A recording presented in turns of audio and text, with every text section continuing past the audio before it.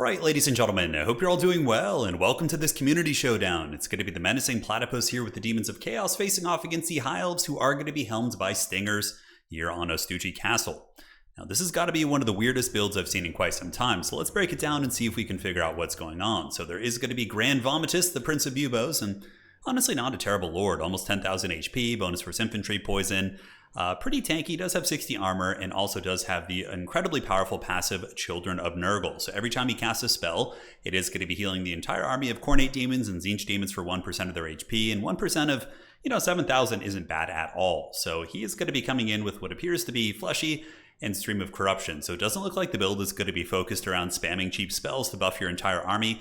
Rather, it's going to be using Fleshy Abundance up on these Lords of Change and using Stream of Corruption to clear out things like Silver and Guard, Archers, whatever you're looking to take down.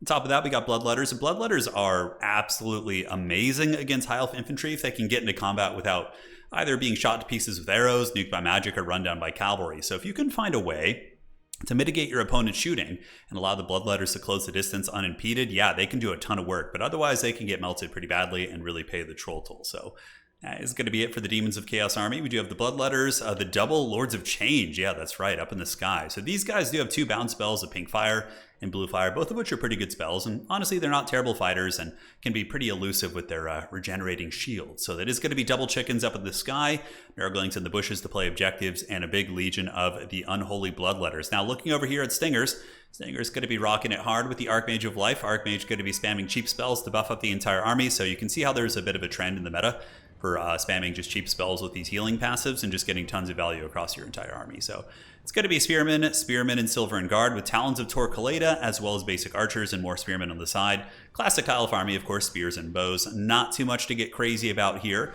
And a little bit of a skirmish corps, which is always fun to see in domination mode. We do have the Reaver Archers, and the Reaver Archers are not bad against demons, honestly. I don't hate that pick. Granted, most good tournament players with these big, SEs are going to be able to dodge your shots, and you're going to struggle with these archers, but you really want them shooting at Bloodletters and those type of units. Granted, if the chicken does get caught on the ground, ooh, a little bit of friendly fire it looks like. Maybe that or some sort of witchcraft going down. Either way, the Archmage does trade with the Lord of Change, and the Lord of Change does lose its 800 HP on the shields. I would imagine it's probably going to pull back right now, and the cool thing for Platy here is it does have access to Fleshy Abundance, so that healing. So bit of a battle here between the big single entities. There is going to be a Pink Fire going down, really nice on those Spearmen right there. And that was a bound spell from the Lord of Change, while the Prince of Buboes gets in, but gets a little bit trapped up here. These archers could certainly do some DPS against these big chunky demons here. Granted, the spears are moving forward, and we're going to have to see how this SE blob unfolds. No pressure whatsoever on the Bloodletters. They've got to be super happy right now. I can see Platy maybe calling out a Soul Grinder of Nurgle. That's always been my go-to in this matchup, is using double Soul Grinders of Nurgle to nuke the archers and the skirmishers and whatnot. But yeah, this is a really interesting playstyle, which I can see working really well if you have high-level micro, right? These big regenerating SEs, which you go in, you trade value, and you pull them back before they take a lot of damage, and then they regenerate their shields, and that's instantly just like a ton of HP that you're getting back, right? So as far as the fighting goes, the initial poke for sure goes to the Demons of Chaos. Massive HP on these Reavers down. These Spearmen have also had their bread buttered a little bit. And there's going to be some nice blue fires coming in from both angles. Look at that, man. The magic of Tzeentch doing work on these big chickens. And that Lord of Change already up to about 500 value, while they do pounce back in, having regenerated a little bit of their shield. But overall, man, Platypus is putting on a ton of pressure. It almost feels like I'm watching a land battle, where the attacker isn't obeying the attacking rules, just kind of attacking with SCs and using magic and just keeping the rest of the army back, which of course I believe is probably still forbidden in old land battles, but I'm not sure. Talons of Torquelada shooting into the Prince of Buboes. That bad boy is going to be taking a little bit of damage, but overall, nothing he probably won't be able to heal through, and he does do a Matrix juke right there. Stream of Corruption going down on the Talons of Torquelada. Going to be dropping him somewhat low, but it looks like there is going to be an Earthblood, not low per se, but a little bit of damage. One chicken here getting beaten up. It is going to be forced back by the Archmage. The Dragon, obviously a pretty strong fighter, and the other chicken is going to be attacking into the Lothern Seaguard, which it will do some okay damage against, but overall the Lothern Seaguard will be able to probably fend it off with the support of the Archmage, considering they do have spears. Now, it looks like the demons are going to be pushing in the front line, and a lot of the focus fire is going to be going into Bloodletters. And this is where you're going to see the big weakness of Bloodletters. Obviously, when they get in combat, yeah, they'll do great. But on the advance, they're really glass cannon. They do, of course, have 35 armor. Not the best melee defense, but certainly better than some of the Slaneshi units, I suppose. But that's actually not necessarily true. Stream of Corruption going down, it tickles the pickle of this big unit right here, as more Bloodletters going to be crashing in from all sides. So value trading's pretty even, but Platypus does have the advantage on the objectives, and of course is going to be healing. And it seems like Stingers here got caught. Oh, he got Curse of the Slug is his random ability. Look at that. Going to be slowing down those archers. Bloodletters going to be trying to close the distance. Silverhelm's coming in from the call-in on the side. Going to be running down some of these Bloodletters and disrupting their movement a little bit and doing some decent damage. But overall, Platypus was able to put enough distraction down that he did close the distance and was able to get the Bloodletters in without taking too much focus fire. It seems like the High Elf Army's positioning was very disheveled, and he was able to get in with what appears to be 3 or 4 Bloodletters right now. One of them still does get killed quickly by the Talons of Torquelada, but we've got Toads pushing into the backfield, and value trading right now is very, very even, with healing taken into account from the Nurgle Demon Prince. Probably pretty close, but also the Bloodletters are disintegrating quite a bit of HP, which is going in the favor of the High Elves value, and also not showing on the value meter, so you also have to take those variables into account. So back objective here is owned by the High Elves. Spearmen versus Nurglings. I honestly have no idea who wins that, and it looks like Platy is going to be calling in a bunch of Plague Toads, while in the backfield the Bloodletters are making some good progress, chewing through these archers here. Lothern Seaguard going to get butchered. They don't really have the offensive stats to get through the Bloodletters, and the Bloodletters, you know, the best offense is a good offense, I suppose. Yeah, I guess that's a bit of a spin on that expression there. But Bloodletters intercepted by Spearmen. Going to buy a little bit of time. Spearmen will hold somewhat okay with their 50 melee defense, maybe allowing those Lothern Seaguard to get back into position and shoot once again. Another nice stream of corruption is going to be going down from Grand Vomitus, and it does tickle those Talons of Torquelada as Toads are starting to overwhelm the flanks. The High Elves are really being pushed back, and yes, they might be able to trade okay in terms of value on the back foot, but they are yielding objectives. So the 2 objectives, of course, under the control of Platypus, and the other objective here probably going to be flipped, or at least will be pressured very heavily. Plague Toads and Nurglings doing work, but Spearmen will be very good against the Toads. Certainly need some good infantry here. Now, Screamers are the call-in for Platypus. All the High Elf Screamers we can basically, or High Elf call-ins we can basically see here, and it's mostly just Reaver, Cav, and Silverhelms and Spearmen, and just all sorts of things trying to stabilize the backfield. Here we see the Archmage of Life just desperately trying to deal with all these threats, casting the healing spells to heal up the army wherever it can. But Grand Vomitus and the 2 Pigeons are doing a lot of work, and I would imagine Platypus is going to be saving up for a big overcasted fleshy abundance, probably to heal all 3 of those bad boys. And here comes the Archmage, going to be descending from the sky. Stream of Corruption in the backfield once again, getting good value, and Prince Vomitus, I believe, does have a healing item of some sort.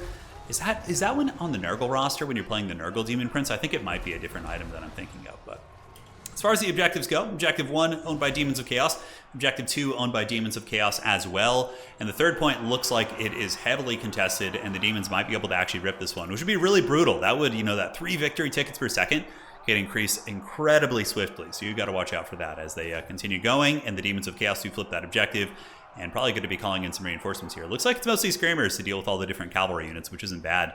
But the High Elves look like all the fighting in the backfield and, you know, poking and peeling. Most of the initial wave of Bloodletters have fallen. These ones here are probably going to be falling. Oh, these are Exalted Bloodletters. Okay, so these bad boys have gotten 106 kills. Certainly have charged up their Hellblade, weapon strength up at 53, which is pretty badass. And value is at about 1,000, which isn't terrible at all. So they're going to come across here. And with the support of this Lord of Change, look at that. The Chaos Gods holding hands, working together. It's a thing of beauty, but they're going to come back here and really be super oppressive in the backfield. Probably be able to kill, like, even an Exalted Bloodletter at this health would probably be able to take on a Silver and Guard at full health, and or a basic Spearman for sure. So coming back here, we're going to see the Lothern Seaguard getting butchered. They're going to be getting their skulls taken for the Skull Throne, that is for sure. Well, the Changer kind of, you know, takes his prizes where he can. He's trying his best. You got to give him some chances here. Side objective, though, comfortably owned by the Demons. A couple Tattered Spear units, you know, holding well, especially the Silverens, sitting at 54 leadership. But the envelopment from the Toads in tandem with the poison from the Nurglings should be enough to drag them down, but it looks like the Elves are going to make a push up to the middle with their Cavalry blobs, so they do have the Illyrian Reavers and the Archmage on the Dragon. It's not Imric, but certainly trying its best. It's going to be going in to help out with the Screamers, and that objective is going to be flipped to the High Elves here. Now, as far as the side point goes, we do have some Lothern Seaguard coming up. And what is Platy's response going to be? Is he close enough to winning on 1 point? Currently, as it stands, Platypus is basically in the territory where he can win on 1 point. But I mean, that 1 point would take a long, long time. So if he's at 750, his bonus is only 251. It would, I believe, be a win on just one objective here. But yeah, that would take a long, long time here. So in the backfield, Exalted Bloodletters chewing through the Spearmen and once again doing big work. And the big SEs for the Demons still being disruptive. That Lord of Change, probably up to about 1,000 value, give or take, hard to tell, but Prince Vomitus is at Grand Vomitus is up to 2,000 right here. The Lord of Change is currently sitting at about 1,500, which is really, really nice to see. These big greater demons doing well for themselves as they do tear through those Lothern Seaguard, and the old Exalted Bloodletters Getting run over by chariots. Pretty cool to see chariots in action. They are the dreaded Ilthamar chariots. Not the strongest, but even still, they do some okay work against the Exalted Bloodletters, and they're going to be continuing to roll through, and we'll see how that fighting goes. Now back on the middle objective, Demons look like they might have a bit of a second win here. The Sour Guts being called in. So if you guys haven't seen the Sour Guts, these are the Arwar pink horrors, and when they get killed in melee combat, or any combat, they explode. And actually does a shit ton of damage. So if like some Reavers charge them, or Silver Helms, and start killing models, they can return the favor because the explosion from the Sour Discharge is 100% armor piercing. I hope we get an illustration of that this game so I can show you guys how that works. But the Elves do manage to claim 2 objectives. Demons of Chaos looks like they did repel the High Elf push there, but the High Elf still did manage to hold on to the points. Bloodletter's going to be intercepting the Silver Helms here, and it looks like these Silver Helms had a bit of a faulty charge order. They had the charge order on the Sour Guts, so they didn't like get the full shock damage into the Bloodletters. The Bloodletters return the favor, and Platypus with very, very clean SE micro, keeping these big chickens alive, which isn't really super easy in this matchup. Like against all the spears and bows and different things like that, you really, really can pay the troll toll. So back towards objective number 3, Demons of Chaos holding it. Looks like the Toads are going to be able to anchor down on that one, and a Platypus is going to be getting pretty close to 1,000 points here, as Stinger's creeping up around 400. Attempts a breath attack there, not terrible on the Bloodletters. Bloodletters getting pounded by the Riders in the Storm. Big Dragon going to be running interference, while Fleshhounds are called in. The Hounds of the Blood Hunt. Incredibly cool unit. And Hounds of the Blood Hunt will probably be able to beat these Silver Helms. It's going to take a moment, but if they just get a one-on-one fight with their current health, I think they'll get the job done. Sour Guts appear to be targeting Lotherns, which is a good call. They only have 40 armor, and this variant, of course, does not have any shield, so that damage will be quite cost-effective. And it looks like we have a bit of a chicken duel. The double Lords of Change trying to do battle here with the Archmage, and they're not bad fighters. 420, they're blazing it here against the old Archmage. Might be able to get some decent trading in. More fire from the Sour Guts, and Collins are going to be additional Plague Toads, while the big man here tries to wrestle the High Elves off the point with his anti-infantry attacks. And he's got a pretty big bonus for his infantry as well. It is going to be 25, so 2,800 value. Very cool to see the Demon Princes actually pay for themselves. Doesn't happen terribly often. Over towards objective number 3. The Demons are going to be trying to hold on to this one as well. But it looks like those Spearmen, those Silver and Guard have been there for like an hour, man. And now they're getting a little bit of support from the Illyrian Reavers, who may be able to help crumble some of these Demon units down. And when Demons do start to crumble, they take lethal damage. I mean, they die super, super quickly. The Demons do have Plague Toads, as well as Exalted Bloodletters heading back there. Might be able to hold the point. It's going to be a little bit close. Now back to the middle. A little bit of a scary one here. We do see the Archmage getting beaten down by the chickens, and something you don't hear every day, only in Warhammer Fantasy here, is the Plague Toads also providing a little bit of poison support. Sour Guts still sitting at 80 models here, as the High Elves do get a nice little concave, so it looks like Stinger's going to be moving up with Archers here. Spearmen and more Archers getting that classic High Elf push of Spear and Bow, as the objectives does start to flip back to the Demons a little bit. They do have the Sour Guts here, which of course will have full infantry capture weight. On the back point, the Toads are holding this objective desperately, but it looks like the High Elves might be able to get this one back, which is going to put Platy in a bit of a tough position, him being triple capped. But Platy does have that nasty SE core where he could kind of break the game open. He's able to get a couple good engagements. Exalted Bloodletters move in, and they do kind of switch the polarity of this fight, as they will be able to probably win this. I mean, even as beat up as they are, those Exalted Bloodletters, let's see, they have 30 models, 900 HP. I don't know, that's pretty low, but yeah, the Silver and Guard are going to get cut to pieces if they Cavalry don't stay. But if the Reavers stay, maybe. Yeah, it looks like they're going to crumble down there as the Silver and Guard start to waver as well. Now back towards objective number 2. We do see the Toads and the Sour Guts fighting it out. I don't know how Sour Guts does against single entities. Let's go ahead and see. So he's at 4,400 HP. We're going to kind of keep tabs on this as the Sour Gut models die. It looks like they're attacking in melee. They do have a pretty high melee attack at 34. And overall, yeah, those little Sour Guts with their little rat claws are doing some good damage. I don't know how much DPS the explosion's going to do. It's kind of hard to track here, but 3,800, I mean, he just took big damage, but they also have decent combat stats, so it was hard to tell what was actually doing the damage there. But the Demons of Chaos do not manage to get the middle objective back. Sour Guts probably going to be turning about face, and Platypus does have enough time to work with for sure. A couple unsummoned units here. We do need to see the High Elves unsummon these bad boys so they can get them back into the battle. Always unfortunate when those kind of little things are missed, which I do all the time. Fresh Bloodletters coming in from the spawn over here on the west side of the battlefield, and those Bloodletters are basic variants, but they should do okay against Silverins and whatnot. And now they're going to be moving up, going after the Lothern Sea Guard, and now the Reavers as well. So here they come. Will the Bloodletters turn the tide of this fight? They do have some big support. Lords of Change coming in, and a second Lord of Change, both of whom have gotten over 2,000 value. Really, really fun to see these Lords of Change do well. They've always kind of been of like the non-legendary, non-hero versions of the Greater Demons. They've always been one of the better ones. The Great Unclean one, basic variant's okay, but he's a little bit vulnerable. These guys have flying, regenerating shields, like really good gooning potential. And at the end of the day, wow. Oh, he got the Tzeentch army ability there, and the Archmage is actually broken. Okay, this is going to be a big turning of the tide. He's at about 545 HP, getting beaten down by Colonel Sanders here, and the Bloodletters still alive on the objective. Probably going to be able to flip this one back, and 168 HP. That should be a shatter, but I think Platy is going to make sure and go for the kill and or chase it off the battlefield. Yep, down goes the Archmage to the Lords of Change. They've hunted the Lesser Magician, and now they're going to be trying to shut down these archers, which they shouldn't have too many problems doing. Bloodletters on the point. Middle objective looks like it's going to be going back to Platy here as Plague Toads and Bloodletters do arrive. And I think the writing is on the wall. I think that the High Elves have probably just run out of steam, losing that Archmage, losing their healing and their magic.